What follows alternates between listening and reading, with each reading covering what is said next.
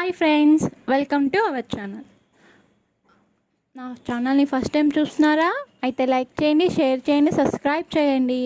ఈ వీడియోలో వచ్చేసి నీకు మంచి ఒక డిజైనర్ బ్లౌజ్ చూపిద్దామని వచ్చేసాను. ఈ బ్లౌజ్ చూసారా? ఇది చూసేది వచ్చేసి హ్యాండ్స్. చూడండి భలే వచ్చింది. అయితే ఇది డిజైన్ చేసింది ఏం కాదు, రెడీమేడ్గా బ్లౌజ్కే వచ్చేసింది అనమాట.